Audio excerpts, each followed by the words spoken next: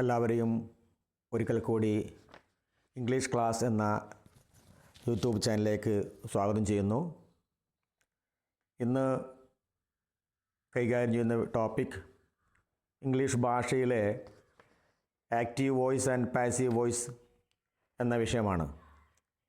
English വ്യാകരണ ഭാഗത്തെ കുറിച്ച് കുറച്ച് വിഷമമുള്ളതും എന്നാൽ സർവ്വസാധാരണയായി നാം ഉപയോഗിക്കുന്നതുമായ ഒരു ഭാഗമാണ് ആക്റ്റീവ് ആൻഡ് പാസീവ് വോയിസ്.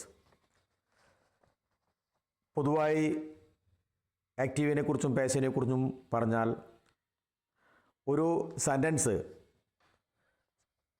സബ്ജക്റ്റിന് പ്രാധാന്യം കൊടുത്ത് അഥവാ സബ്ജക്റ്റ് ആദ്യം ചേർത്ത് സെൻറ്റൻസ് തുടങ്ങുന്നതിനെ ആക്റ്റീവ് വോയിസ് എന്നും, ഒബ്ജക്റ്റിന് പ്രാധാന്യം കൊടുത്ത് അഥവാ ഒബ്ജക്റ്റ് ആദ്യം ചേർത്തുകൊണ്ട് സെൻറ്റൻസ് പറയുന്നതിനെ പാസീവ് വോയിസ് എന്ന് ചുരുക്കി പറയാം.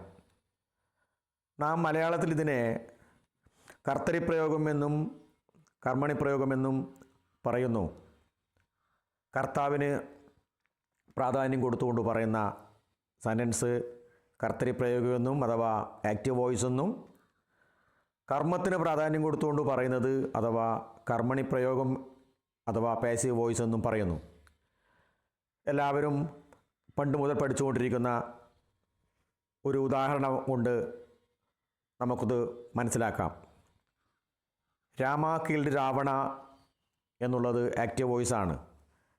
അത് Ravana was killed by Rama എന്ന് പറയുമ്പോൾ പാസീവ് വോയിസ് ആകുന്നു. ഇവിടെ ആക്റ്റീവും പാസീവും കാര്യമായ വ്യത്യാസം, ഒന്നാമത്തെ സെൻറ്റൻസിൽ സബ്ജക്റ്റിന് അഥവാ ചെയ്യുന്ന വ്യക്തിക്ക് പ്രാധാന്യം കൊടുത്തുകൊണ്ട് പറയുന്നു, അതാണ് ആക്റ്റീവ് വോയിസ്. അത് മറ്റൊരിടത്ത് പറഞ്ഞാൽ സെൻറ്റൻസിനെ തിരിച്ചു പറയുന്ന രീതിയാണ് passive voice. Ravana was killed by Rama, അത് പാസീവ് വോയിസ് ആണ്. ഇതാണ് ആക്റ്റീവ് വോയിസും പാസീവ് വോയിസും തമ്മിലുള്ള ഫണ്ടമെൻ്റലായ കാര്യം പറയാനുള്ളത്. ഇനി ഇതിനെക്കുറിച്ച് പല കാര്യങ്ങളും വിശദീകരിച്ച് പറയാനുണ്ട്. അത് നമുക്ക് ഈ പാഠഭാഗത്തിലെ നോട്ട്സോടനുബന്ധിച്ച് നമുക്ക് മുന്നോട്ട് പോകുമ്പോൾ മനസ്സിലാക്കാം. പാഠഭാഗം ഇനി നിങ്ങളുടെ മുമ്പിൽ അവതരിപ്പിക്കുകയാണ്. ആ പാഠഭാഗത്തിലെ എല്ലാ നോട്ട്സും നിങ്ങൾ ശ്രദ്ധിച്ചുകൊണ്ട് ഇതോടൊപ്പം പറയുന്ന കാര്യം കൂടി നിങ്ങൾ മനസ്സിലാക്കുകയാണെങ്കിൽ ആക്റ്റീവ് വോയിസ് എന്നുള്ളതും പാസീവ് വോയിസ് എന്നുള്ളതും വളരെ വിഷമം പിടിച്ച ഭാഗമാണെങ്കിൽ പോലും നിങ്ങൾക്കത് ഈസിയായി മനസ്സിലാക്കാം എന്ന് വിശ്വസിക്കുന്നു. നമുക്ക് അതിനെ പാഠഭാഗത്തേക്ക് പോകാം. പാഠഭാഗത്ത് കാണിച്ചിട്ടുണ്ട് active voice, what is active voice, അതുപോലെ തന്നെ വാട്ട് ഈസ് പാസീവ് വോയിസ്. ഞാനത് ഇതിനു മുമ്പ് മലയാളത്തിൽ പറഞ്ഞിട്ടുണ്ട്. എന്നിരുന്നാലും നിങ്ങൾ ഒരു പ്രാവശ്യം കൂടി അതിൻ്റെ ഡെഫിനിഷൻ ആവശ്യമുള്ളവർക്ക് നോട്ട് ചെയ്യാം. ഉയർന്ന ക്ലാസ്സുകളിൽ ആക്റ്റീവ് വോയിസും പാസീവ് വോയിസും ഡിഫൈൻ ചെയ്യാൻ പോലും വരുന്ന പരീക്ഷകൾ നമുക്ക് കാണാൻ പറ്റും. ഡിഗ്രി ഇംഗ്ലീഷ് മെയിനൊക്കെ അത് ആക്റ്റീവ് വോയിസ് എന്താണ് എന്ന് ഡിഫൈൻ ചെയ്യാൻ ചോദിച്ചിട്ടുണ്ട്. അത് അത്തരക്കാർക്ക് ആ ഡെഫിനിഷൻ നോട്ട് ചെയ്യാവുന്നതാണ്. അല്ലെങ്കിലും ആ ഡെഫിനിഷൻ എന്താണ് എന്ന് നിങ്ങൾ ഏറെക്കുറെ മനസ്സിലാക്കാൻ ശ്രമിക്കുക. ആക്റ്റീവ് വോയിസ് സ്ക്രീനിൽ നോക്കുക. Active voice in English is when the subject of the sentence performs the action of the verb. Active voice in English is when the subject of the sentence performs the action of the verb. അതായത് active വോയിസിൽ subject അഥവാ കർത്താവ് വെർബിൻ്റെ പ്രവൃത്തി നിർവഹിക്കുന്നു. വെർബിൻ്റെ പ്രവൃത്തി നിർവഹിക്കുന്ന ഒരാൾ ആണ് subject. ആ സബ്ജക്റ്റിന് പ്രാധാന്യം കൊടുത്തുകൊണ്ട് പറയുന്നതാണ് ആക്റ്റീവ് വോയിസ്. ഉദാഹരണം നോക്കൂ. The teacher explains the lesson, active voice ആണ്. ദ ടീച്ചർ ഇവിടെ സബ്ജക്റ്റാണ്. Is performing the action of explains. Explains എന്ന് പറയുന്ന ആ പ്രവൃത്തി ആ ടീച്ചർ ചെയ്യുന്നു. അത് എന്താണ്? ദ ലെസൺ എന്നുള്ള ഒബ്ജക്റ്റ്. അപ്പോൾ the teacher explains the lesson എന്ന് ആക്റ്റീവ് വോയിസിൽ എന്താണ് നടക്കുന്നത് നമുക്ക് മനസ്സിലാക്കാൻ പറ്റും. സബ്ജക്റ്റ് ദ ടീച്ചർ എന്ത് ചെയ്യുന്നു എന്നുള്ളത് വിശദീകരിക്കുന്നു. എന്താണ് വിശദീകരിക്കുന്നത് എന്ന് വെച്ചാൽ ദ ലെസൺ, പാഠഭാഗം എന്നുള്ളത്. ആ ഡെഫിനിഷന് തുല്യമായ ഒരു ഉദാഹരണം നമുക്ക് കാണാം. ആ സബ്ജക്റ്റ് വെർബിൻ്റെ ആക്ഷൻ നിർവഹിക്കുന്നു എന്നത് നിങ്ങൾക്ക് മനസ്സിലാക്കിയാൽ ആ ആക്റ്റീവ് വോയിസ് നിങ്ങൾക്ക് മനസ്സിലാവുന്നതാണ്. അടുത്ത് നോക്കൂ. In passive voice the focus is on the recipient of that action often omitting the doer or agent. Passive വോയിസിൽ സബ്ജക്റ്റിന് അവിടെ പ്രാധാന്യം വരുന്നില്ല. ആദ്യ ഭാഗത്ത് സബ്ജക്റ്റ് വരുന്നില്ല. സബ്ജക്റ്റിൻ്റെ പ്രവൃത്തി കൊണ്ട് ഫലം അനുഭവിക്കുന്ന വ്യക്തിയോ വസ്തുവോ ആണ് അവിടെ പ്രാധാന്യം കൂടുന്നത്. ഫോക്കസ് കൊടുക്കുന്നത്, പ്രാധാന്യം കൊടുക്കുന്നത് സബ്ജക്റ്റ് ചെയ്യുന്ന പ്രവൃത്തി കൊണ്ട് ഫലം അനുഭവിക്കുന്ന വ്യക്തിയോ വസ്തുവോ ആണ്. അത് പലപ്പോഴും ഈ ചെയ്യുന്ന ആൾ often omitting the doer or agent. ആ സെൻറ്റൻസിൻ്റെ അവസാനം നോക്കൂ. അവിടെ പാസീവ് വോയിസിൽ ചെയ്യുന്ന ആൾ പലപ്പോഴും അവിടെ കാണുന്നില്ല നമ്മൾ.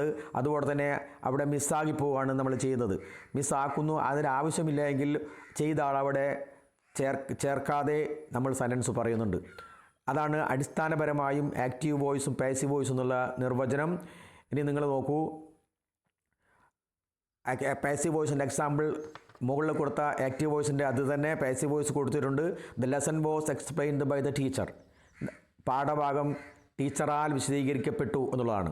മുകളിലെ ഭാഗം മലയാളത്തിൽ പറയുകയാണെങ്കിൽ ടീച്ചർ എക്സ്പ്ലെയിൻസ് ദ ലെസൺ എന്ന് പറയുമ്പോൾ ടീച്ചർ പാഠഭാഗം വിവരിക്കുന്നു, പഠിപ്പിച്ചു തരുന്നു, വിശദീകരിക്കുന്നു എന്നുള്ളതാണ്. അത് പാസീവ് വോയിസിൽ പറയുമ്പോൾ എക്സ്പ്ലെയിൻഡ് ലെസൺ എന്നുള്ളത് the lesson was explained by the teacher എന്നുള്ളത്. അത് മുകളിൽ ശ്രദ്ധിക്കേണ്ട കാര്യം, ഇത് സിമ്പിൾ പ്രസൻ്റ് ആണ്. അതിന് തുല്യമല്ല ഇത് കൊടുത്തിരിക്കുന്നത്. പാസ്റ്റിൻ്റെ പാസീവ് വോയിസ് ആണ്. The lesson was explained by the teacher എന്നുള്ളത് മുകളിലത്തെ കൺവേർഷൻ അല്ല എന്ന് മനസ്സിലാക്കണം. അതായത് ആ സെൻറ്റൻസ് കൊണ്ട് നിങ്ങൾക്ക് അർത്ഥം മനസ്സിലാകുന്നുണ്ട്. ടീച്ചർ ലെസൺ അല്ലെങ്കിൽ പാഠഭാഗം ടീച്ചറാൽ വിശദീകരിക്കപ്പെട്ടു എന്നുള്ളതാണ്. അത് എക്സാമ്പിനുള്ള ആ പാസീവ് വോയിസിൻ്റെ ഒരു എക്സാമ്പിളാണ്. ഒന്നാമത്തതിന് ആക്റ്റീവ് വോയിസ് സബ്ജക്റ്റിന് പ്രാധാന്യം കൊടുത്തു പറഞ്ഞു. രണ്ടാമതിന് ഒബ്ജക്റ്റ് പ്രാധാന്യം കൊടുത്തുകൊണ്ട് പറഞ്ഞു. ഇനി എന്താണ് സബ്ജക്റ്റ്, എന്താണ് ഒബ്ജക്റ്റ് എന്നുള്ള വെർബ് എന്നുള്ളത് നിങ്ങൾക്ക് മറ്റ് ക്ലാസ്സുകളിൽ വിശദീകരിക്കുന്നുണ്ട്. ഇവിടെ നോക്കുക. പാസീവ് വോയിസിൽ ചെയ്യുന്ന ആൾക്ക് പ്രാധാന്യം കുറഞ്ഞ് ഒബ്ജക്റ്റിന് പ്രാധാന്യം കിട്ടുന്നു. പാസീവിൽ പലപ്പോഴും പ്രവൃത്തി ചെയ്ത ആൾ ഒഴിവാക്കുകയും കാണാം. ആക്റ്റീവ് വോയിസിൽ ശ്രദ്ധിക്കേണ്ട മറ്റു കാര്യങ്ങൾ, വാചകത്തിൽ പ്രവൃത്തി ചെയ്ത ആൾക്ക് പ്രാധാന്യം കൊടുക്കുന്നു. നമുക്ക് നോക്കാം. ഇനി സെൻറ്റൻസ് സ്ട്രക്ചർ നോക്കാം. സെൻറ്റൻസ് സ്ട്രക്ചർ സാധാരണ സബ്ജക്റ്റ്, വെർബ്, ഒബ്ജക്റ്റ് എന്ന ക്രമത്തിലാണ് വരുന്നത്. ഉദാഹരണം നോക്കൂ. The chef cooked the meal. അതിന് എക്സാമ്പിൾ എന്നാൽ പാസീവ് വോയിസിൽ വാചകത്തിൽ പ്രവൃത്തി ചെയ്ത ആൾക്ക് പ്രാധാന്യം കുറയുന്നു. ചെയ്ത പ്രവൃത്തി കൊണ്ട് ഫലം അനുഭവിച്ച വസ്തുവോ വ്യക്തിക്കോ പ്രാധാന്യം നൽകുന്നു. മുകളിൽ നൽകിയ സെൻറ്റൻസ് നിങ്ങൾ നോക്കൂ. ദ ഷെഫ് എന്നുള്ളത് സബ്ജക്റ്റും കുക്ക്ഡ് എന്നുള്ളത് വെർബും ദ മീൽസ് എന്നുള്ളത് ഒബ്ജക്റ്റുമാണ്.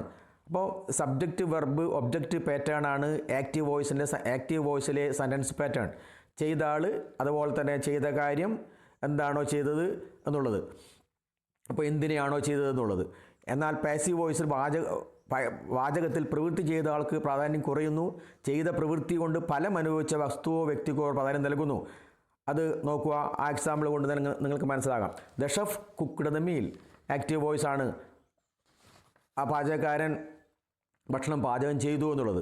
The meal was cooked by the chef. അത് സെൻറ്റൻസ് തിരിച്ചു പറഞ്ഞു. സെൻറ്റൻസ് പാസീവ് വോയിസിലേക്ക് മാറ്റി. ഈ മീൽ ആ ഷെഫിനാൽ പാചകം ചെയ്തു എന്നുള്ളത് തിരിച്ചു പറയുകയാണ് പാസീവ് വോയിസിൽ. അപ്പോൾ കണ്ടല്ലോ, ആക്റ്റീവ് വോയിസും പാസീവ് വോയിസും സിമ്പിൾ രണ്ട് സെൻറ്റൻസ് കൊണ്ട് നിങ്ങൾക്ക് മനസ്സിലാക്കിയിട്ടുണ്ടാവുമെന്ന് വിചാരിക്കുന്നു. അതോടൊപ്പം അതിനോടനുബന്ധിച്ചുള്ള ധാരാളം കാര്യങ്ങൾ നിങ്ങൾ മനസ്സിലാക്കണം. എന്നെങ്കിലും മാത്രമേ ആ ആക്റ്റീവും പാസീവും വ്യക്തമായി നിങ്ങൾക്ക് മനസ്സിലാവുകയുള്ളൂ. സാധാരണ നാം മലയാളത്തിൽ ഇതിനെ കർത്തരിപ്രയോഗം എന്നും കർമ്മണിപ്രയോഗം എന്നും പറയുന്നു. കർത്തരിപ്രയോഗം കർത്താവിന് പ്രാധാന്യം കൊടുക്കുന്നു, കർമ്മണിപ്രയോഗം കർമ്മത്തിന് പ്രാധാന്യം കൊടുക്കുന്നു എന്നുള്ളത്. പലപ്പോഴും പാസീവിൽ ബൈ എന്ന് ചേർത്ത് ചെയ്ത ആളെ സൂചിപ്പിക്കുന്നത് കാണാം. മുകളിൽ നിങ്ങൾ കാണിച്ച എക്സാമ്പിൾ മനസ്സിലാകും. ബൈ, ആ ചെയ്ത ഏജൻറ്റ് ബൈ രാവണ അല്ലെ ബൈ രാമ എന്ന് നമ്മൾ കണ്ടില്ലേ മുകളിലത്തെ എക്സാമ്പിളിൽ. അതുകൊണ്ട് തന്നെ ബൈ എന്ന് ചേർത്ത് ചെയ്ത ആളെ സൂചിപ്പിക്കുന്നത് കാണാം പാസീവ് വോയിസിൽ. ഇനി കൂടാതെ പാസീവ് വോയിസിൽ വെർബിൻ്റെ പാസ്റ്റ് പാർട്ടിസിപ്പിൾ രൂപം മാത്രമേ വരികയുള്ളൂ. നിങ്ങൾ വ്യാകരണ ഭാഗത്ത് നോക്കേണ്ടത് വെർബിൻ്റെ പാസ്റ്റ് പാർട്ടിസിപ്പിൾ രൂപം റൈറ്റ് ആണെങ്കിൽ റിട്ടേൺ, ഗിവ് ആണെങ്കിൽ ഗിവൺ, കിൽ ആണെങ്കിൽ കിൽഡ് എന്നുള്ള പാസ്റ്റ് പാർട്ടിസിപ്പിൾ രൂപമുണ്ട്. വെർബിൻ്റെ 3 ഫോം. തേർഡ് ഫോമാണ് ഈ പാസീവ് വോയിസിൽ എല്ലാ സ്ഥലത്തും വരുന്നത്. നിർബന്ധമായും അങ്ങനെ മാത്രമേ വരുള്ളൂ. അത് നിങ്ങൾ ശ്രദ്ധിക്കേണ്ടിയിരിക്കുന്നു. ഉദാഹരണം നോക്കൂ, ഐ ഗേവ് എ റിവാർഡ്, ഞാനൊരു പ്രതിഫലം കൊടുത്തു. A reward was given by me. Give എന്നുള്ളത് ഗെയ്വ് എന്നുള്ളതിൻ്റെ പാസ്റ്റ് പാർട്ടിസിപ്പിൾ രൂപമാണ്. ഗിവ് എന്നുള്ളതിൻ്റെ പാസ്റ്റ് പാർട്ടിസിപ്പിൾ രൂപമാണ് ഗിവൺ. അതുകൊണ്ട് തന്നെ വെർബിൻ്റെ പാസ്റ്റ് പാർട്ടിസിപ്പിൾ രൂപം മാത്രമേ പാസീവ് വോയിസിൽ വരുള്ളൂ. ഉദാഹരണം നോക്കൂ, I gave a reward, a reward was given by me. അതോടൊപ്പം തന്നെ പ്രൊനൗണിലും മാറ്റം വരുന്നത് കാണാം. ഇവിടെ ഐ എന്നുള്ളത് മീ എന്നായി മാറിയിട്ടുണ്ട്. കൂടാതെ പാസീവ് വോയിസിൽ ചെയ്ത ആൾക്ക് പ്രാധാന്യം കുറയുകയോ ഒഴിവാക്കുകയോ ചെയ്യുന്നത് കാണാം. ഉദാഹരണം, the entrance result was published last month. ഇവിടെ ആര് ചെയ്തു എന്ന് കാണിച്ചിട്ടില്ല. ഇത്തരത്തിലുള്ള സെൻറ്റൻസ് ആണ് passive voice. The entrance result was published last month. ഇവിടെ പ്രവേശന പരീക്ഷാ ഫലം പ്രസിദ്ധീകരിച്ചു എന്ന് മാത്രമേ ഉള്ളൂ. ആര് പ്രസിദ്ധീകരിച്ചു അവിടെ കാണിക്കേണ്ട ആവശ്യമില്ല. അതുകൊണ്ടായിരിക്കാം അങ്ങനെ അത്തരം സെൻറ്റൻസ് വരുന്നത്. ഇനി പാസീവ് വോയിസുമായി ബന്ധപ്പെട്ട ഒരു കാര്യം, സെൻറ്റൻസ് മാറ്റത്തിനനുസരിച്ച് ടെൻസിലും മാറ്റം വരാം. അത് ഒരു ചാർട്ടിലൂടെ നിങ്ങൾക്ക് മനസ്സിലാക്കാം. ഈ പാസീവ് വോയിസിലും ഓരോ ടെൻസും ഓരോ രീതിയിലാണ് പാസീവ് വോയിസിലേക്ക് മാറുന്നത്. അത് നിങ്ങൾ ഹൃദിസ്ഥമാക്കണം. അല്ലെങ്കിൽ അത് തെറ്റായി അർത്ഥം കിട്ടും, അല്ലെങ്കിൽ തെറ്റായിട്ടാണ് നിങ്ങൾ അർത്ഥം ഉണ്ടാകുക. മലയാളത്തിൽ തർജ്ജമ ചെയ്യുമ്പോഴും അതിൻ്റെ അർത്ഥം തെറ്റായി വരാം. നിങ്ങൾ ഓരോ ടെൻസിലും നമുക്കറിയാം 12 ടെൻസ് ഉണ്ട്. അതിൽ 10ഓളം ടെൻസ് മെയിനായിട്ട് ഇവിടെ പ്രതിപാദിച്ചുകൊണ്ട് നിങ്ങൾക്ക് ഈ ചാർട്ടിലൂടെ അത് മനസ്സിലാക്കാം. ആ ചാർട്ട് ഞാൻ ജസ്റ്റ് പറഞ്ഞു പോവുകയാണ്. നമുക്കറിയാം സിമ്പിൾ പ്രസൻറ്റ് എന്നുള്ള ടെൻസ് നമ്മൾ പാസീവിലേക്ക് മാറ്റുമ്പോൾ അതിന് ഒബ്ജക്റ്റ് ആദ്യം വരുന്നു. Is or am or are സഹായക്രിയ ഒന്ന് ചേർക്കുന്നു. പിന്നീട് ചേർക്കുന്നത് വെർബിൻ്റെ പാസ്റ്റ് പാർട്ടിസിപ്പിൾ രൂപം. ആ ഫോർമുല നിങ്ങൾ പാസീവ് വോയിസ് പഠിക്കുന്ന ഓരോ പഠിതാവും ഓരോ സ്റ്റുഡൻറ്റും അത് നിങ്ങൾ മനസ്സിലാക്കണം. സിമ്പിൾ പ്രസൻറ്റ് സെൻറ്റൻസ് പാസീവ് വോയിസിലേക്ക് മാറ്റുമ്പോൾ ശ്രദ്ധിക്കേണ്ട കാര്യം എന്തെല്ലാം. നിങ്ങൾക്ക് ടെൻസ് മനസ്സിലാക്കുമ്പോൾ സിമ്പിൾ പ്രസൻറ്റ് ടെൻസ് വെർബിൻ്റെ എസ് ഫോം വരുന്ന രീതിയിലുള്ള പ്രയോഗമാണ് സിമ്പിൾ പ്രസൻറ്റ് ടെൻസ്. അതെങ്ങനെയാണ് പാസീവ് വോയിസിലേക്ക് മാറുന്നത് എന്ന് നമുക്ക് നോക്കാം. ഉദാഹരണം, the watchman opens the gate. Opens എന്നുള്ളത് സിമ്പിൾ പ്രസൻ്റ് ആണ്. അതിൻ്റെ സഹായക്രിയ നോക്കുക. ഇപ്പോൾ ഇടതുവശത്തും കൊടുത്ത ഫോർമുല നോക്കുക. ഒബ്ജക്റ്റ് വരണം ആദ്യം, രണ്ടാമത് is or are or am വരണം, പിന്നീട് വെർബിൻ്റെ പാസ്റ്റ് പാർട്ടിസിപ്പിൾ വരണം, അത് ബാക്കി ചെയ്ത ഏജൻറ്റ് വരണം. നോക്കൂ, ദ ഗേറ്റ് ഈസ് സഹായക്രിയ ഈസ് വന്നു. ഓപ്പൺ എന്നുള്ളത് ഓപ്പൺസ് എന്നുള്ളത് ഓപ്പൺഡ് വന്നു. The gate is opened by the watchman. The gate വാച്ച്മാനാൽ തുറന്നു. The gate is opened by the watchman. അപ്പോൾ active voice the watchman opens the gate എന്നുള്ളത്, passive voice the gate is opened by the watchman എന്നുള്ളത്. അപ്പോൾ simple present പാസീവിലേക്ക് മാറ്റാൻ നിങ്ങളിവിടെ പഠിച്ചു കാണും, മനസ്സിലാക്കി കാണും. അതോടൊപ്പം നോക്കൂ, പ്രസൻറ്റ് കണ്ടിന്യൂസ് അതും മാറുന്നത് മറ്റൊരു രീതിയിലാണ്.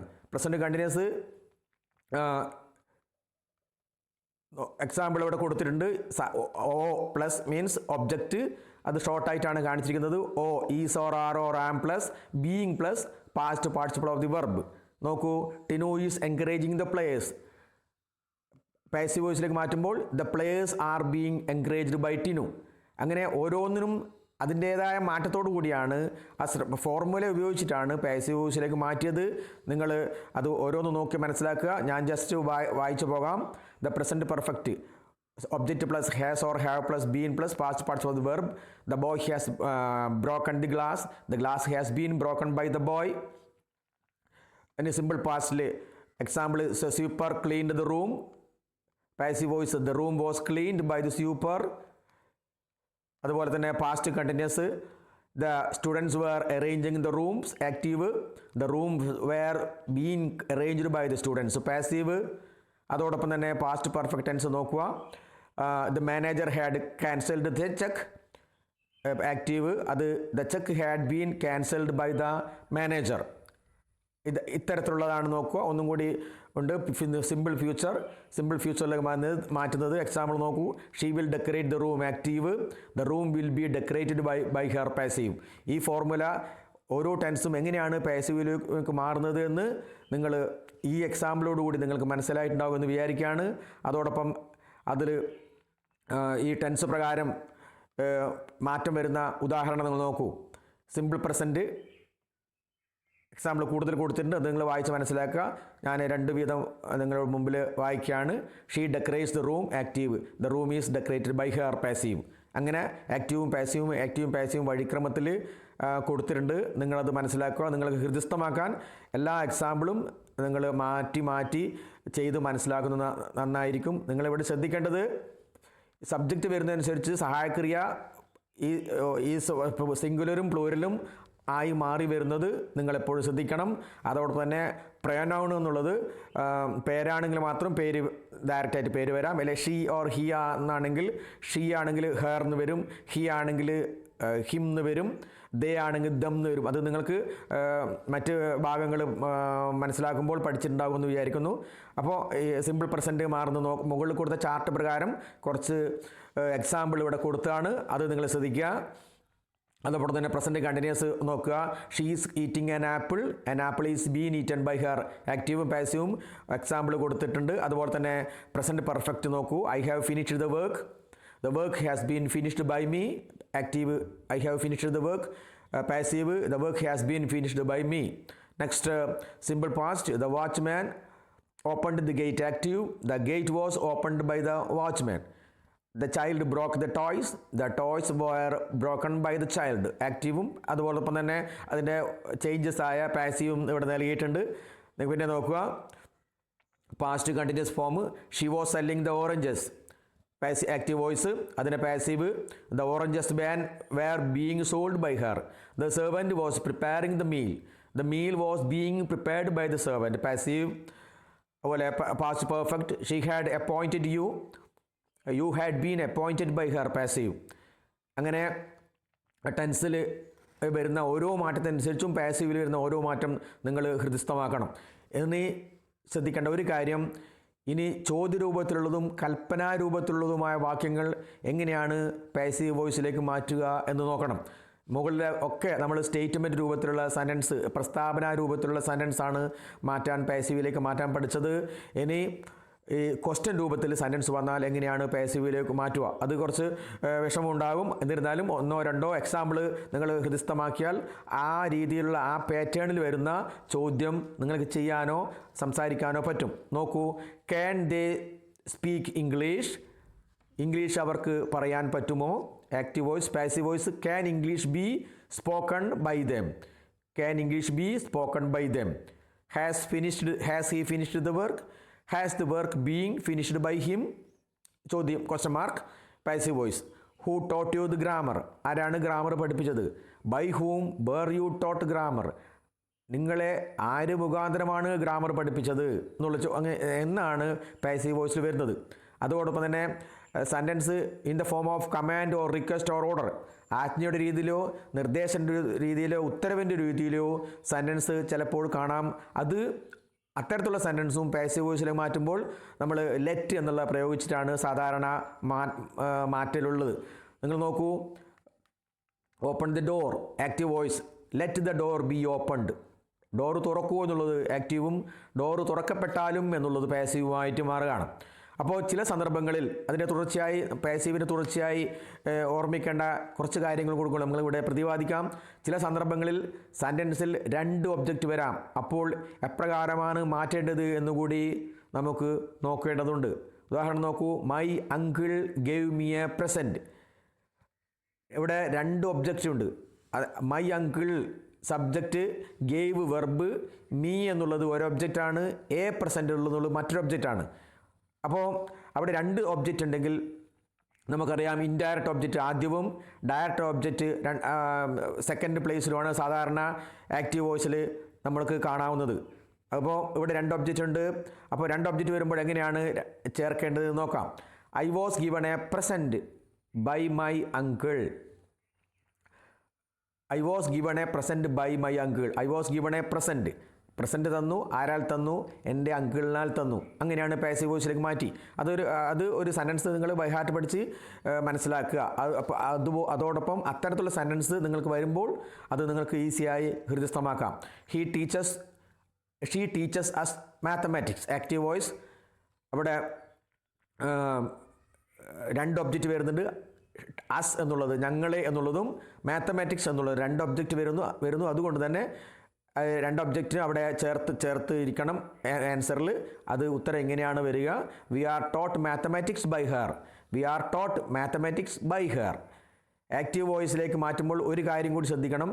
ആക്റ്റീവിലെ ഒബ്ജക്റ്റാണ് പാസീവിലെ സബ്ജക്റ്റ്. ശ്രദ്ധിക്കണം, ആക്റ്റീവിലെ ഒബ്ജക്റ്റാണ് പാസീവിലെ സബ്ജക്റ്റ്. ഇത് കണ്ടുപിടിക്കാൻ വെർബിൻ്റെ കൂടെ എന്ത്, ആരെ എന്ന് ചോദ്യം ചേർത്താൽ ഉത്തരം കിട്ടും. വെർബിൻ്റെ കൂടെ ആരെ, എന്ത് എന്ന് ചേർത്താൽ ഉത്തരം കിട്ടുന്നതാണ്. ഉദാഹരണം നോക്കൂ. Ravi repaired the TV. Repaired what? Repaired what means എന്ത് രവി റിപ്പയർ ചെയ്തു. ഇപ്പം നമുക്ക് എന്ത്, ആരെ എന്നുള്ളത് വെർബിൻ്റെ കൂടെ ചേർത്താൽ കിട്ടുന്നതാണ് ഒബ്ജക്റ്റ് എന്ന് പറഞ്ഞു. എന്ത്, രവി റിപ്പയർഡ്. എന്ത്, രവി റിപ്പയർഡ് TV. ഉണ്ടോ? TV എന്നുള്ളതാണ് ഒരു ഒബ്ജക്റ്റ്. പിന്നെ നോക്കൂ, രാമ കിൽഡ് രാവണ. രാമ ആരെ കൊന്നു എന്നുള്ളതാണ്. രാമ കിൽഡ് രാവണ. കിൽഡ് ഹൂം?